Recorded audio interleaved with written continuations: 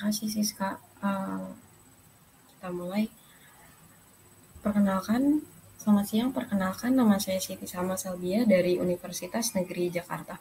Pada kesempatan kali ini saya akan membawakan webinar dengan tema Harnessing Self-Awareness for Lifelong Achievement. Jadi diharapkan dari adanya materi kali ini, kita sebagai pendengar sama-sama belajar tentang kesadaran diri kita sendiri untuk mencapai tujuan dalam jangka panjang, yang dimana penerapannya ini akan difokuskan untuk mahasiswa. Nah, pernah nggak sih kita itu ngerasa kayak gak mood belajar, terus ngerasa emosinya nggak stabil, gak percaya diri, terus susah manajemen waktu, dan mengalami burnout yang berkepanjangan.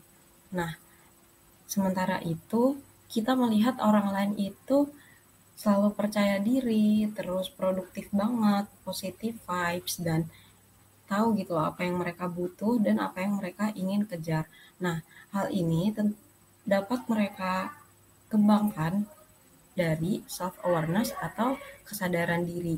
Jadi, kita itu orang-orang yang seperti itu menerapkan kesadaran dirinya, tahu gitu atas dirinya, atas tindakannya.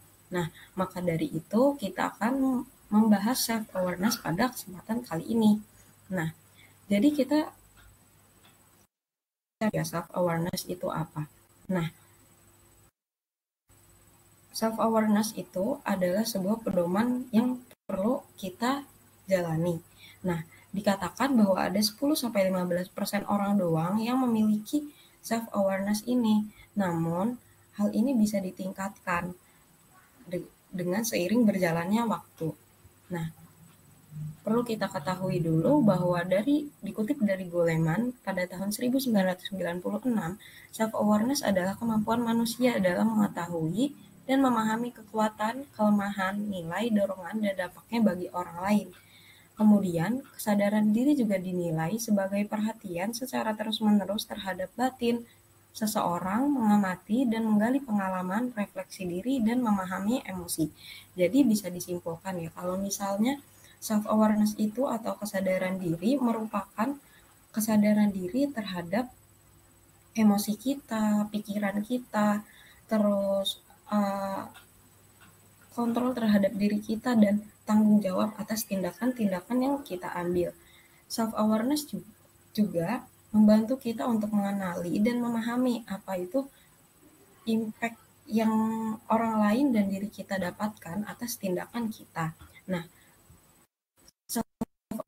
yang pertama self-awareness internal dan yang kedua eksternal. Sesuai dari namanya, self-awareness internal berarti fokusnya terhadap diri sendiri, di mana ini mencakup terhadap pikiran kita, emosi, kepercayaan, dan nilai-nilai yang kita anut dalam diri kita sendiri. Self-awareness internal juga mencakup akibat dari perbuatan kita terhadap diri kita sendiri.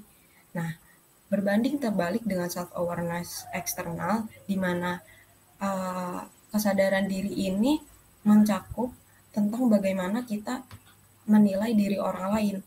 Bagaimana orang lain menilai diri kita dan apa tanggapan kita terhadap penilaian tersebut. Nah, kita bahas lebih lanjut.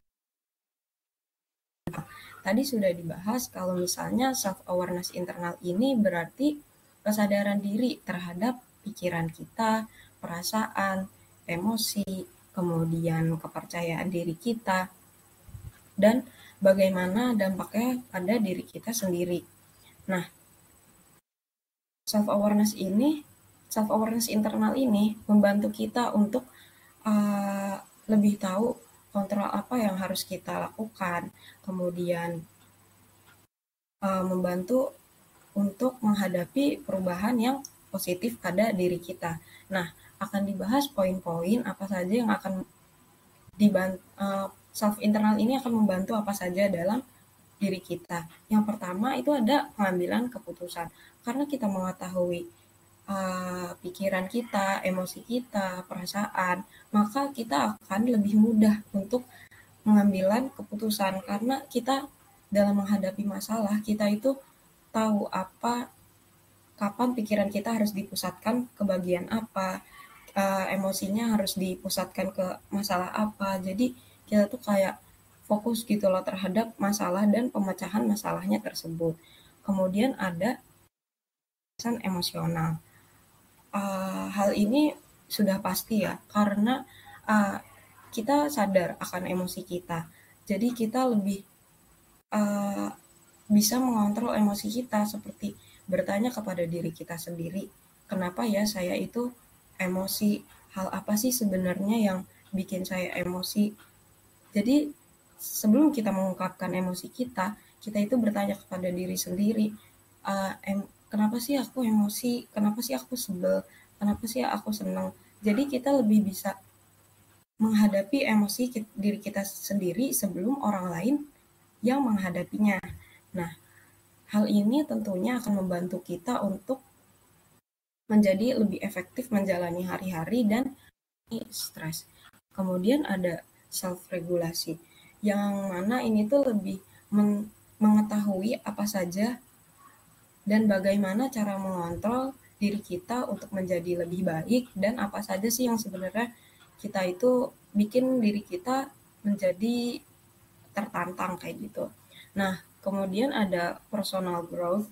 Nah, personal growth ini artinya mengetahui apa saja kekuatan-kekuatan diri kita, kelemahan-kelemahan diri kita, dan bagaimana caranya dengan mengetahui kekuatan dan kelemahan diri kita, kita itu jadi lebih baik. Jadi kita bisa memanfaatkan betul gitu loh personal growth kita, kekuatan kita, kelemahan kita. Jadi kita tahu misalnya aku baik nih jadi penulis, aku suka menulis, terus makanya jadi penulis. Nah, hal-hal itu orang-orang seperti itu tahu gitu loh kelemahan mereka dan kekuatan, dan caranya mereka untuk uh, menjadikan self improvement buat diri mereka gitu.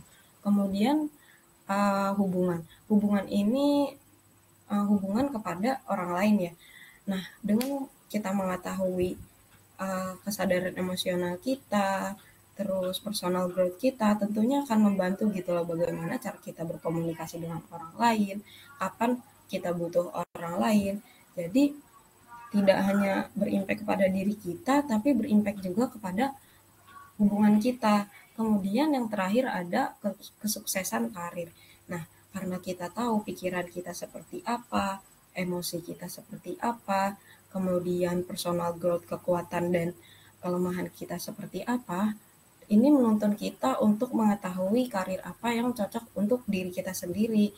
Misalnya orang tersebut suka tipe kepribadiannya itu yang analisis, atau nah, dia itu bisa jadi mungkin memilih karir ke data analis atau statistik.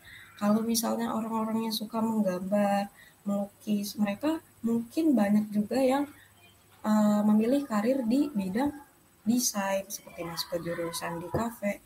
Jadi mereka itu udah aware, udah sadar gitu loh tentang dirinya mereka sendiri. Nah, ada contoh kasus ini adalah contoh kasus kecil, di mana mungkin kita merasa pernah gitu ya, aku sendiri juga pernah merasakannya, di mana ada seorang mahasiswa nih yang aktif banget di dalam organisasi. Kemudian dia ditawarkan untuk menjadi posisi sebagai ketua, entah itu ketua pelaksana atau ketua organisasi, divisi lain. Namun internal self awareness-nya ini sadar kalau misalnya sebenarnya itu tuh bukan diri dia untuk memanage orang lain. Dia itu sulit untuk memanage orang lain. Dan dia juga sadar kalau misalnya dia itu lebih baik mengembangkan bakat dia di organisasi. Jadi pengambilan keputusan yang dia ambil adalah dia menjadi bagian di divisi tersebut di bidang kreatif, di mana di situ juga dia bisa mengembangkan komunikasinya dia, mengembangkan kolaborasinya dia, dan juga dia mengembangkan bakat dia di bidang kreatif. Nah, setelah bahas tentang internal itu cukup berimpact kepada diri kita dan orang lain. Kita akan membahas tentang bagaimana sih caranya kita menumbuhkan self internal ini sendiri? Yang pertama bisa dari mengenali diri sendiri. Nah, caranya mengenali diri sendiri, tentunya yang pertama itu kita bisa dengan jurnal. Dari jurnal kita tuh bisa bisa tahu gitu loh. Kita tuh emosinya waktu apa aja, apa yang disukain dari diri kita, dan apa yang gak disukain dari diri kita. Kemudian ada tools juga yaitu MBTI test. Nah, tes ini untuk mengetahui tipe kepribadian kita seperti apa. Mungkin jika kita tidak ingin berpatok, kita bisa seenggaknya kita tahu gitu loh. Oh, tipenya tuh sedikit seperti ini. Namun bisa juga itu berubah-ubah dengan beriring jalannya waktu. Kemudian membuat tujuan pribadi. Dengan membuat kita itu bisa mengetahui karir kita itu maunya kemana. Kita itu harus fokus ke bagian apa gitu. Kemudian dengan merefleksikan diri. Nah, setiap ada masalah, setiap ada tantangan di hidup kita dan kita sudah menghadapi, kita itu bisa merefleksikan. Jadi kita lebih mengetahui tentang diri kita sendiri gitu. Kemudian ada meminta feedback dari teman dekat atau orang tua. Nah, dengan meminta feedback, kita juga menjadi tahu bagaimana sih sebenarnya diri kita bersikap menurut orang lain. Kita harus mengubahnya, apa sih kejelekan kita gitu. Ini bisa menjadi refleksi juga bagi diri kita. Bisa juga minta feedback menurut kamu ke teman gitu, kayak aku tuh jagonya di bagian apa sih, aku tuh nggak bisanya di bagian apa sih, kalau misalnya jadi ketua cocok atau enggak sih. Nah, itu bisa dilakukan untuk meningkatkan self awareness internal. Kemudian kita bahas yang kedua itu self awareness eksternal, di mana hal ini mencakup kesadaran diri kita dari kacamata lain dan bagaimana menghadapinya. Jadi bukan kita menjadi people pleaser ya, kayak orang lain tuh nganggep aku kayak gini, oh berarti aku harus jadi kayak kemauannya dia. Sebenarnya tuh bukan kayak gitu, tapi lebih ke bagaimana diri kita menyesuaikan orang tersebut seperti itu agar hubungannya lebih baik lagi. Nah, self awareness eksternal ini membantu apa saja? Yang pertama, hubungan interpersonal. Jadi hubungan interpersonal ini antara kita dan teman kita, karena misal contohnya kita tuh tahu dia orangnya kayak gimana, dia menganggap aku seperti apa, dan kita menjustifikasi keadaan tersebut. Kemudian membantu kita komunikasi yang efektif. Kemudian untuk kolaborasi, karena kita tahu kekuatan diri kita, orang tersebut tahu apa yang ingin diambil, kita akan bisa berkolaborasi. Nah, yang keempat itu ada feedback reception. Dan yang kelima ada skill kepemimpinan. Nah, contoh self-awareness eksternal ini adalah jadi ada seorang mahasiswa mendapat banyak koreksi dari dosen. Hal ini juga sering aku dapatkan gitu ya, ketika ia ingin mengumpulkan tugas praktikum. Namun, diri dia ini bingung gitu loh, salahnya di mana, karena kurangnya komunikasi. Nah, external self awareness ini mendorong dia untuk kepada dosen tersebut. Jadi dia itu menyadari bahwa ia mungkin belum sepenuhnya memahami yang ia harapkan oleh dosennya, dan kemungkinan ia menafsirkan tugasnya secara berbeda dari yang sebenarnya dosennya inginkan. Ia memutuskan untuk lebih produktif, bertanya tentang detail laporan sebelum memulai menulis dan meminta masukan selama prosesnya. Pendekatan ini tidak hanya membuat laporan lebih baik, tapi juga membangun hubungan yang lebih baik antar dirinya dan dosen. Nah, kemudian kita kerangka self-awareness. Jadi, kerangka self-awareness ini memberikan panduan dalam pengembangan pemahaman diri secara mendalam. Tanpa memahami elemen-elemen ini, self-awareness bisa terasa abstrak atau sulit diterapkan. Nah, kerangka-kerangka ini memecah konsep self jadi elemen. Nah, yang pertama itu ada attention atau perhatian. Jadi kita itu mampu gitu memusatkan perhatian kita terhadap kemampuan kita, masalah-masalah kita, permasalahan, perasaan hubungan kita. Jadi kita itu akan lebih aware kalau misalnya kita perhatian terhadap hal tersebut. Nah, hal ini dapat mengidentifikasi apa saja yang mempengaruhi suasana hati, perilaku, pikiran.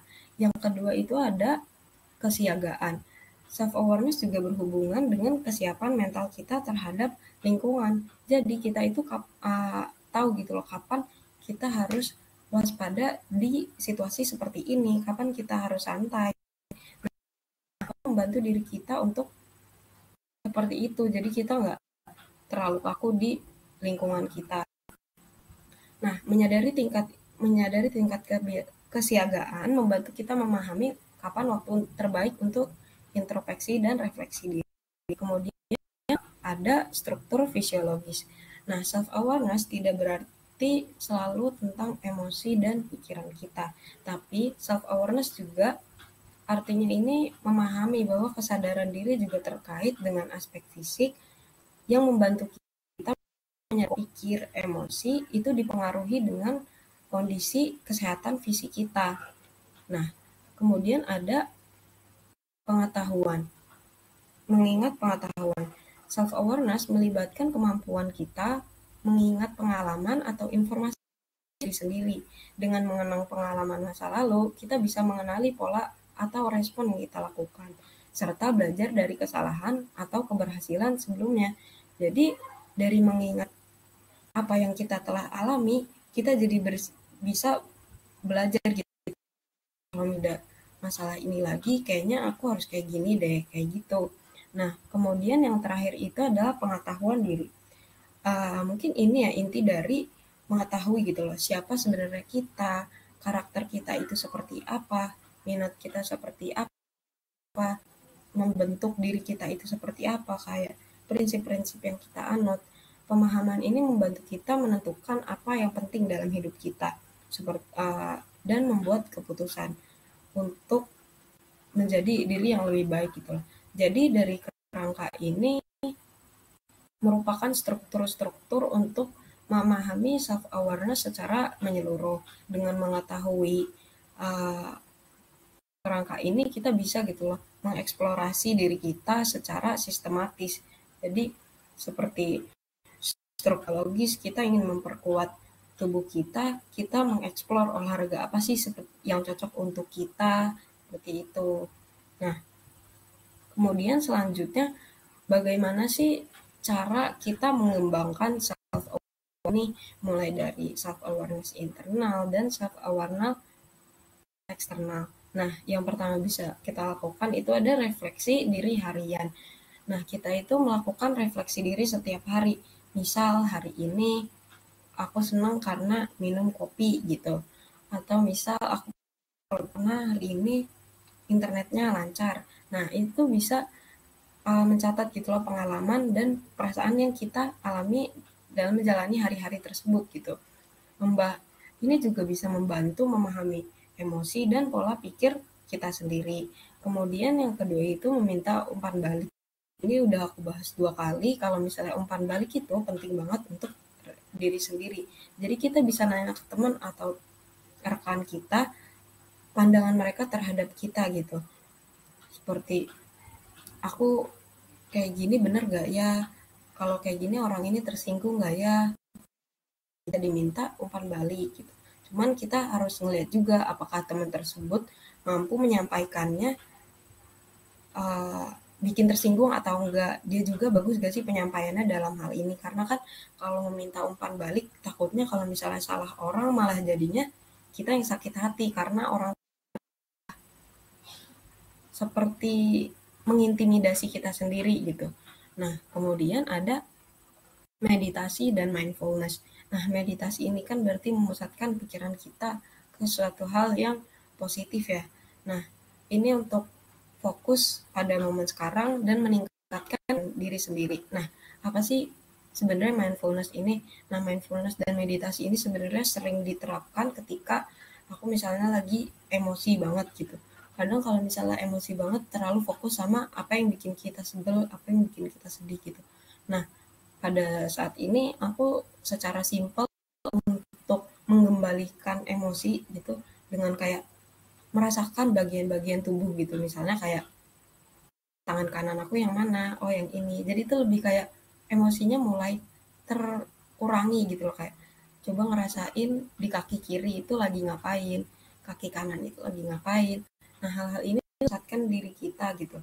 Jadi dengan meditasi dan mindfulness kita itu lebih fokus pada momen sekarang dan untuk meningkatkan kesadaran diri kita sendiri bahwa saat emosi kita itu harus ada kontrol gitu terhadap diri kita. Kemudian ada emosi. Maaf. Identifikasi nilai dan prinsip. Nah, kita itu harus mengenali gitu lah nilai-nilai dan prinsip-prinsip kita yang mendasari tindakan kita gitu. Jadi misalnya kalau misalnya kita melakukan sesuatu, kita itu bertanya dulu kepada diri kita gitu, apakah ini diri kita atau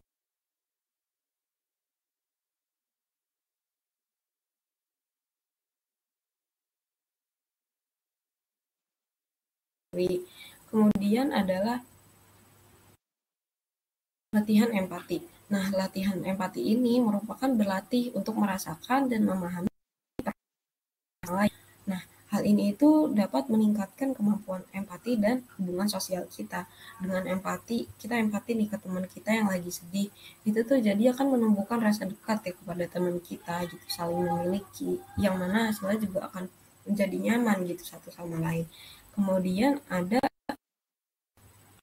belajar dari membaca gitu loh. Banyak banget sekarang itu dari artikel, website, buku yang membahas tentang self awareness ini.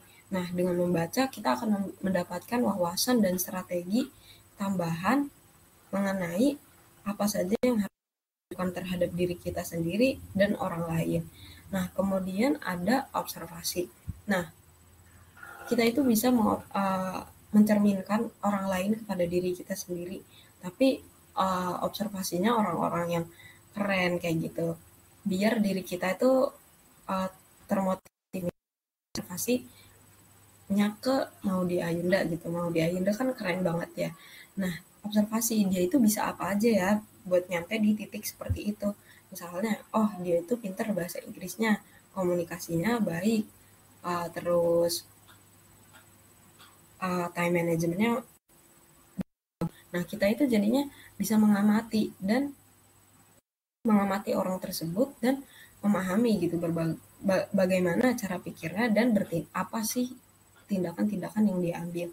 Nah, mungkin ini juga bisa kita observasi pada teman kita yang lebih keren atau misalnya orang-orang memiliki jabatan yang ingin kita capai juga gitu loh. Nah, untuk mencapai self awareness dari tidak tahu sampai tahu itu tidak mungkin menjadi langsung kita ke tahap langsung bisa gitu loh. Jadi memang untuk awareness ini belajarnya dari pelan-pelan, mungkin bisa berbulan-bulan atau bisa bertahun-tahun. Nah, tahap pertama itu yang pertama adalah tahap ketidaktahuan. Mungkin beberapa dari audiens kali ini sebelum mengikuti tidak mengetahui gitu apa sih self awareness atau cuma dan diri, tapi nggak tahu apa saja sih poin-poin yang dibahas dalam self awareness ini. Nah, yang pertama itu kan tahap ketidaktahuan. Nah, jadi ya nggak tahu apa-apa gitu. Nah, yang kedua tahap berontak. Mungkin kedengarannya agak aneh gitu ya. Tahap berontak, tapi pada tahap ini adanya pemberontakan saat kita sudah mengenali diri kita sendiri dan orang lain. Jadi kayak, emang diri kita tuh kayak gini ya. Setelah kita mungkin habis tes MBTI, kita tuh jadi kayak, emang diri kita kayak gini. Padahal enggak kok. Terus, nah itu adalah di tahap pemberontakan. Jadi kayak mulai sedikit sadar, tapi kayak enggak kok, enggak, masih denial gitu loh sama diri kita sendiri. Nah, pada tahap pemberontakan ini juga ada sedikit usaha untuk membangun kekuatan diri lebih baik gitu. Kemudian yang tahap ketiga itu tahap kesadaran diri. Nah, setelah kita sedikit-sedikit sadar dan denial, kita itu uh, mulai mulai sadar gitu loh, oh ternyata bener lah diri aku tuh sebenarnya kayak gini, ternyata aku tuh orangnya emosian gitu loh. Nah, pada tahap ini seseorang bisa melihat kesalahan mereka sendiri dan kemudian mereka akan mengambil tindakan yang mempertanggungjawabkan semuanya gitu loh. Nah, proses ini merupakan proses belajar dari pengalaman sebelumnya. Nah, dengan adanya kesadaran ini akan memperluas pengendalian seseorang terhadap hidup mereka. Selain itu, mereka juga akan tahu bagaimana cara mengambil keputusan yang baik dalam hidup mereka. Nah, jadi kesadaran dirinya udah mulai tumbuh dan mereka mulai belajar gitu loh dari masa lalu, dari pengalaman mereka untuk membangun kualitas hidup yang lebih baik. Nah, pada tahap uh, terakhir ini ada tahap kesadaran diri yang kreatif. Nah, tahap kesadaran diri yang kreatif itu seseorang artinya adalah seseorang akan mencapai kesadaran diri yang bersifat kreatif.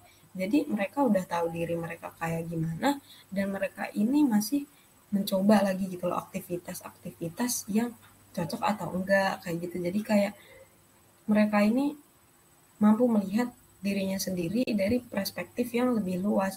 Mereka juga akan mendapatkan inspirasi, serta inspirasi membuat peta mental menunjukkan tindakan dan langkah yang akan mereka ambil.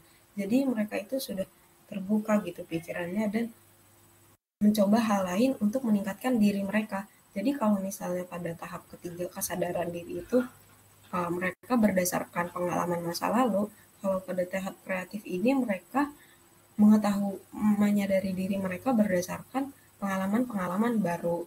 Nah, kemudian bagaimana sih penerapan self awareness di lingkungan perkuliahan? Atau dalam sesi kali ini mungkin kita bisa mengenal diri kita lebih jauh dalam konteks perkuliahan atau pembelajaran. Yang pertama itu mengenali gaya belajar berdasarkan diri kita sendiri. Nah, kalau tadi kita bahas tentang pikiran, emosi, kemudian cara bersosialisasi. Nah, kalau sekarang itu terkait dengan gaya belajar. Nah, gaya belajar orang itu kan beda-beda. Yang pertama itu ada tipe belajar visual. Nah, tipe belajar ini mereka lebih mudah menangkap ilmu melalui gambar, grafik, atau diagram. Nah, mohon maaf. Nah, gambarnya ini tipe visual itu biasanya diterapkan kepada ibu-ibu gitu yang mengenalkan sesuatu kepada anak mereka. Misalnya 2 tambah 2 sama dengan 4 itu digambarkan oleh 2 donat, dengan 2 donat jadi 4 donat. Itu adalah contoh penerapan gaya belajar visual. Kemudian ada tipe belajar auditori. Sesuai dengan namanya yaitu auditori yang artinya mereka belajar atau mendapatkan ilmu dari mendengar, dari diskusi, dari bercakap orang lain. Nah, tipe-tipe yang ini tuh biasanya mereka kalau misalnya itu langsung nangkep ke otak gitu, langsung klep gitu. Nah, kemudian yang ketiga itu mereka kinestetik. Jadi belajar mampu mengingat, menyerap ilmu dari aktivitas fisik. Nah, aktivitas fisik itu mungkin kalau aku aktivitas fisik yang aku anggap belajar adalah praktikum. Karena badan aku gerak sendiri, terus melihat gitu ya, melihat bentuknya seperti apa, dan merasakan bendanya seperti apa. Jadi itu lebih masuk ke dalam otak. Ada tipe belajar reading dan writing. Nah, tipe belajar ini mereka yang kalau misalnya orang jelasin mereka tulis. Nah, dengan ditulis itu lebih bisa masuk ke dalam otak gitu. Nah, kemudian ada tipe lain sebenarnya kita ke kombinasi. Nah, kombinasi ini sering aku terapkan untuk belajar sendiri, misalnya belajar dari YouTube. Nah, belajar dari YouTube itu aku mendengarkan, jadi lebih masuk, kemudian ditulis. Dengan ditulis dan didengarkan itu lebih masuk gitu ke otak, nanti dibaca lagi. Nah, dengan mengetahui gaya belajar kita itu lebih bisa meningkatkan efektivitas belajar dan merencanakan pembelajaran. Nah, gimana sih kita menerapkan pembelajarannya tersebut? Tentunya kita harus coba-coba terlebih dahulu ya. Misalnya tipe visual mungkin bisa nonton gitu. Tapi setelah nonton kita itu melakukan refleksi. Kita bisa menulis ulang. Kalau misalnya dengan nonton aja itu kita udah bisa menjelaskan ulang, berarti tipe belajar kita ya visual gitu. Kita merasa cukup dengan apa yang mampu menangkap. Nah, tapi ternyata kalau misalnya kita cukup dengan mendengar kemudian langsung kita tulis, itu kan berarti auditorinya bagus gitu ya. Dan dia juga mampu menangkap apa yang dia tulis gitu. Nah, jadi untuk gaya belajar itu sendiri, kita harus mencoba terlebih dahulu dan mencocokkan kepada diri kita sendiri kapan diri kita merasa nyaman gitu. Nah, kemudian self awareness ini membantu kita dalam sosial. Yang pertama itu ada refleksi diri. Jadi refleksi diri itu perlu ya di dalam hubungan sosial agar kita selalu mengevaluasi diri kita dan berkomunikasi dengan orang lain. Nah, dalam refleksi diri ini juga kita harus mampu gitu loh memahami respon emosional terhadap situasi sosialnya. Keadaannya itu lagi ada masalah. Nah, kita tuh harus mampu gitu loh menempatkan diri kita gitu agar orang lain merasa nyaman dengan diri kita sendiri.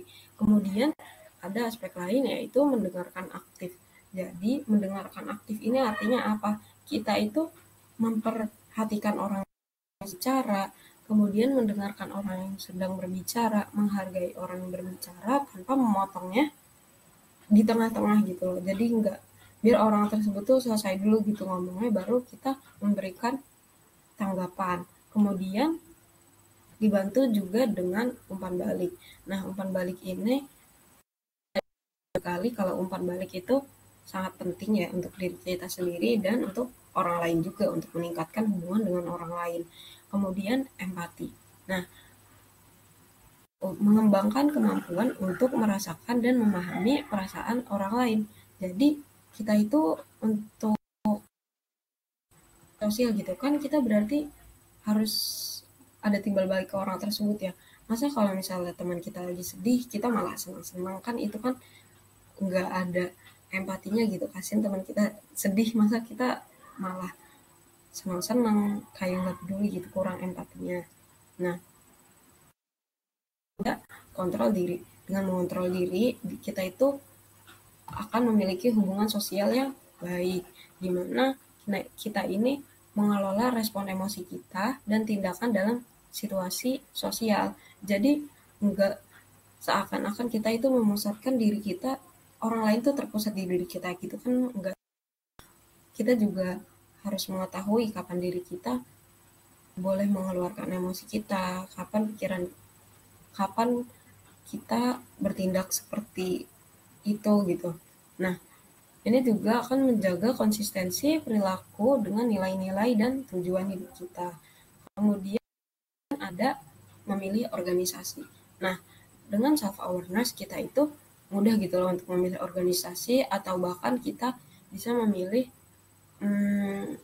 karir apa yang cocok untuk diri kita.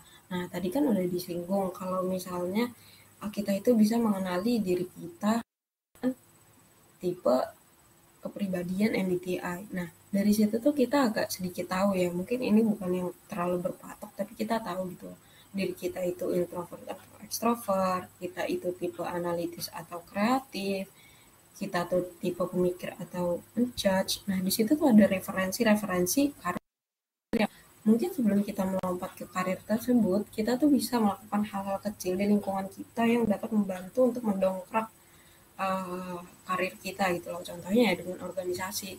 Nah, kita itu bisa gitu loh mengenali minat dan bakat kita. Contohnya, misalnya kita itu minat dan berbakat dalam tulisan gitu loh. Nah, kita itu bisa lihat gitu organisasinya mau ke pengembangan bakat atau pengembangan diri. Nah, pengembangan diri ini contohnya yang kayak gimana? Misal kita tipe orang introvert, terus kita gugup gitu loh. Kalau misalnya ngomong depan saat memilih organisasi, kita itu harus tahu tujuannya. Ikut organisasi ini untuk pengembangan bakat yang sudah dimiliki atau pengembangan diri untuk menjadi lebih baik.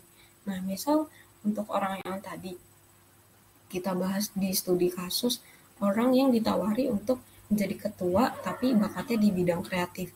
Dalam pengambilan keputusan mengikuti organisasi tersebut, si orang ini memilih untuk pengembangan bakat. Itu kan bukan hal yang salah ya, karena sama-sama positif juga buat diri dia. Gitu. Nah, jadi kalau misalnya kita bakatnya di kreatif, kita mau positif, kita mau pengembangan hal tersebut, ya kita bisa di bidang kreatif gitu. Nah, setelah kita mengenali kita mengetahui juga minat dan bakat kita tahu apa yang mau kita kembangkan, kita bisa nih cari organisasi yang sesuai dengan diri kita sendiri. Mulai dari yang kita kenali itu budaya kerja. Karena kan kita udah tahu nih diri kita itu seperti apa. Kita tahu kita itu nyaman sama yang kayak gimana. Nah, bisa disesuaikan dengan organisasi yang ada. Misalnya organisasi ini budayanya kayak gimana ya. Misal kalau aku tipe orang yang misal aja workaholic, tapi ternyata organisasi yang mau diikutin itu terlanjur santai. Nah, karena ada perbedaan gap terhadap budaya kerja, itu jadinya bikin kita nggak nyaman. Kalau mau dipaksakan, lebih baik kan kita mengikuti organisasi yang sesuai dengan diri kita gitu loh. Berarti cari organisasi yang kerja terus gitu. Terus habis itu perhatikan struktur organisasi dan fleksibilitas. Nah, kita ini harus tahu gitu loh, kita akan mau ditempatkan di mana. Kalau misalnya ditempatkan di seperti ini, terhadap diri kita itu seperti apa. Kemudian, apakah organisasi tersebut fleksibel? Maksudnya fleksibel adalah terlalu menuntut diri kita untuk jadi seperti mereka, atau mereka malah menjadikan diri kita sebagai sebuah pengembangan untuk organisasi tersebut. Nah, kita juga harus dicek lagi ya, organisasinya itu sesuai dengan diri kita atau tidak. Jangan misalnya kita ikut organisasi ini, ikut temen, tapi ternyata organisasi tersebut gak sesuai dengan diri kita dan menjadi penjara bagi diri kita sendiri. Nah, kita juga harus meninjau manajemen organisasi tersebut seperti apa. Takutnya kalau misalnya kita asal ikut organisasi, ternyata manajemennya itu tidak sesuai dengan diri kita, itu juga akan membuat diri kita menjadi stres. Nah, kemudian karena kita sudah membahas tentang stres, kita juga akan membahas manajemen stres untuk meningkatkan self-awareness diri kita. Nah, yang pertama itu kita mengidentifikasi terlebih dahulu nih, penyebab stres kita itu apa. Apa sih sebenarnya yang bikin kita stres? Terus kita respon analisis diri kita analisis respon diri kita gitu. Misalnya, gara-gara sepatu aku copot, aku sebel. Responnya diri kita yang kita berikan itu marah, nangis. Itu kan respon diri kita. Nah, kita tuh, tapi kita bingung misalnya, kenapa sih karena sepatunya copot, sepatunya rusak, malah jadi mungkin ada hal lain. Jadi kayak misalnya karena sepatunya rusak gak bisa ikut kelas ketinggalan materi, itu tuh jadi sedih gitu loh terhadap diri kita. Nah, dengan kita mengetahui aspek apa saja yang membuat diri kita emosi, kita tuh akan lebih aware ke depannya kalau misalnya hal ini terjadi lagi seperti ini, nanti aku kayak gini loh, gitu. Nah, kemudian pahami batas diri. Nah, sebelum kita emosi, kita itu harus membatasi diri kita agar masalah-masalah tidak datang gitu loh, karena kita udah membatasi terlebih dahulu. Kemudian ada teknik relaksasi.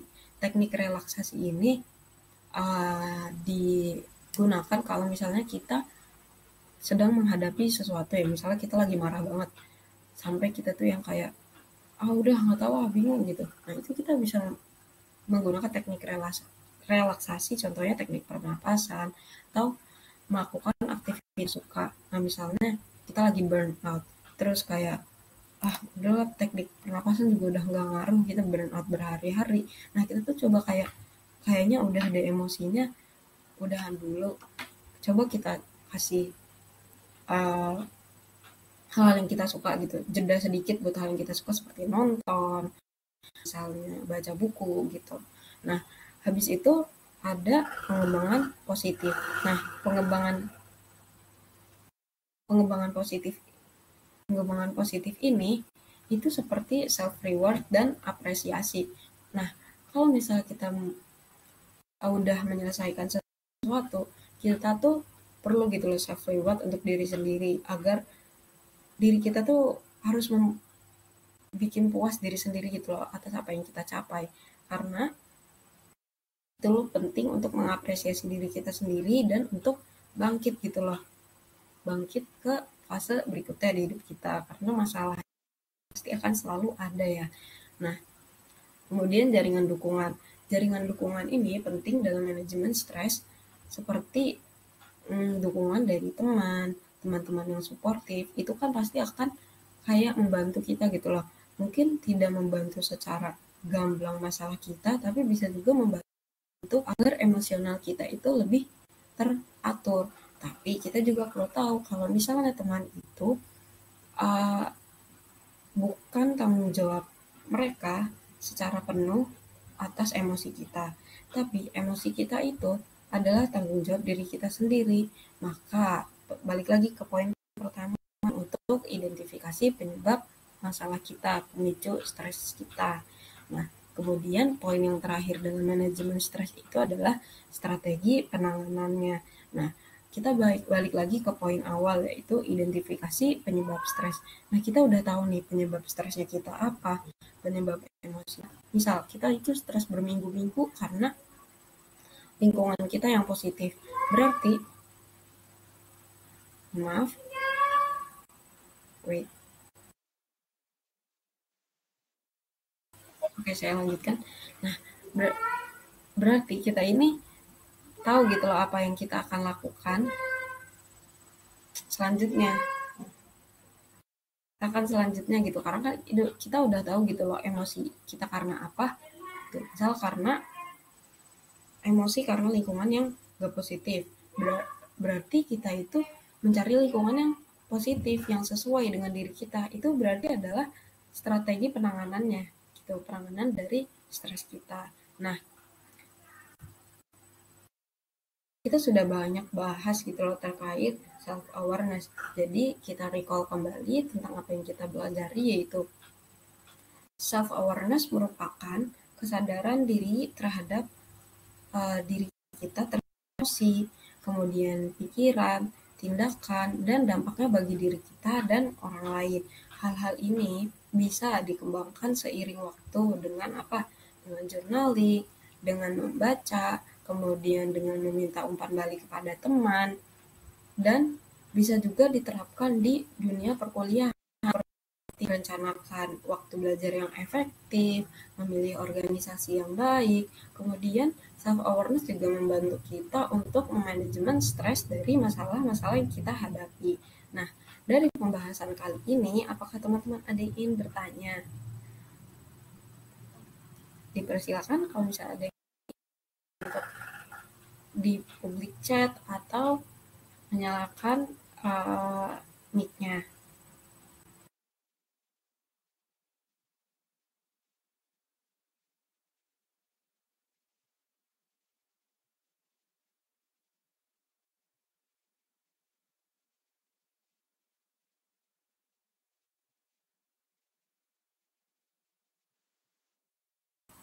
Ada pertanyaan dari Siti Mustagimah.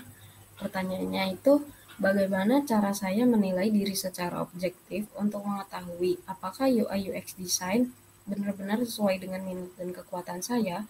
Apa langkah-langkah self awareness yang bisa membantu memastikan bahwa saya siap untuk berkomitmen dalam jangka panjang di bidang ini? Oke.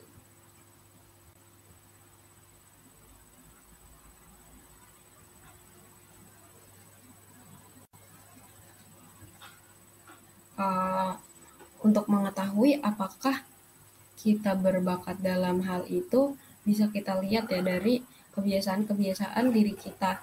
Apakah desain itu cocok gitu.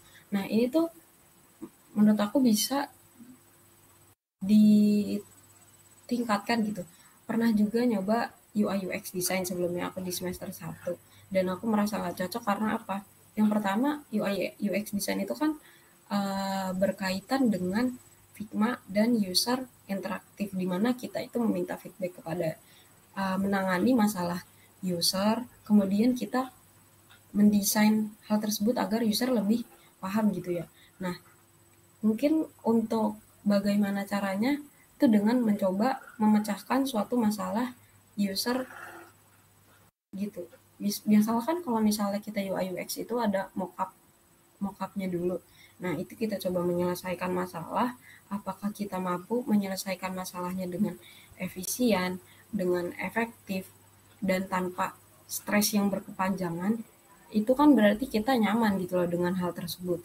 Sama halnya dengan aku yang mencoba di uh, teknik gitu, teknik. Aku lihat dulu diri aku nyaman gak mengerjakannya. Kalau aku stres, bangkitnya cepat atau enggak. Nah, dari situ tuh kita mampu nggak sih menghadapi stres akibat pekerjaan kita. Kalau misalnya kita ternyata mampu, berarti kita itu cocok. Dan bagaimana cara mengetahui dirinya siap berkomitmen dalam jangka panjang di bidang ini, tentunya dengan melakukan research. Jadi kita itu harus research terhadap karir kita. Misalnya UI UX design itu nanti fokusnya kemana aja dan stres-stres yang dihadapinya itu apa aja. Terus juga kita harus mengetahui UI UX design dengan seiring berjalannya waktu, apakah dia itu terus akan ada terus atau bisa digantikan. Nah kan kita nggak mau ya kalau misalnya UI UX ini nanti kita udah berkecimpung di sana ternyata uh, ini tuh bisa digantiin sama orang lain gitu loh. Nah jadi kita tuh harus tahu aspek-aspek negatifnya dan kita berpikir pada diri kita apakah kita akan mampu atau tidak menghadapi hal-hal tersebut. Nah jadi kita juga misal UI UX design itu kan banyak juga nanti aspek ke hal lainnya misal fokusnya di UI atau ke bagian UX-nya. Nah itu tuh kalau misalnya aku sendiri kan udah menentukan oke mau fokus di teknik elektro. Nanti kalau misalnya udah fokus di teknik elektro mau lanjut ke bidang apa gitu. Misalnya ternyata di UI UX design itu gagal, gak cocok, kita tuh punya plan yang mirip gitu loh.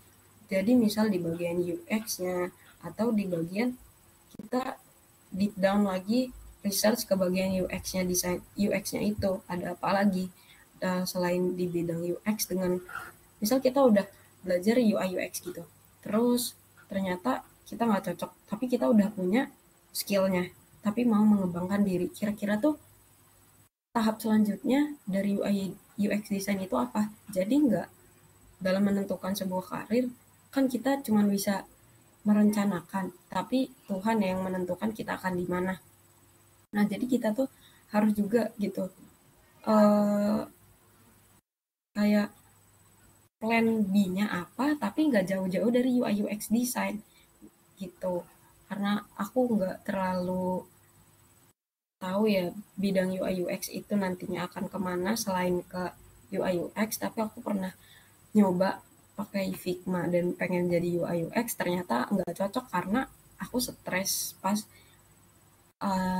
nanganin permasalahan user aku dan ngerasa kayak aduh desainnya jelek banget dan nggak membantu usernya dan itu di situ aku merasa nggak cocok. Nah mungkin dari omongan aku ini ada sedikit yang bisa diambil atau insight-insight apakah terjawab.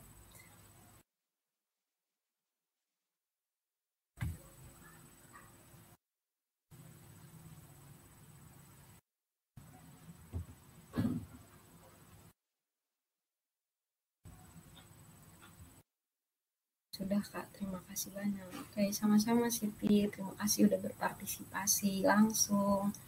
Apakah ada yang ingin bertanya lagi?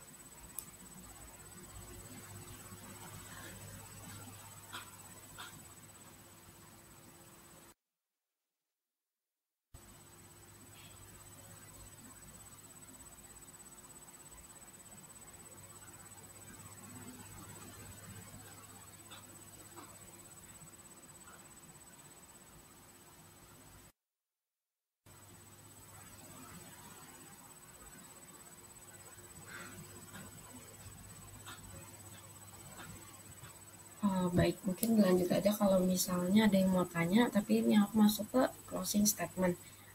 Terima kasih pada teman-teman yang sudah berpartisipasi.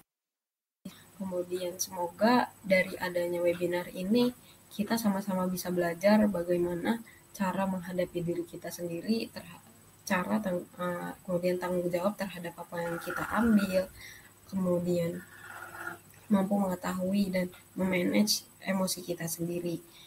Semoga apa yang saya sampaikan bermanfaat dan pertanyaan yang diajukan tadi dapat saya sampaikan dengan baik dan tersampaikan maksudnya kepada orangnya gitu loh, maksudnya membantu. Semoga penyampaiannya membantu. Sekian, kalau misalnya tidak ada yang bertanya lagi, saya tutup. Wassalamualaikum warahmatullahi wabarakatuh.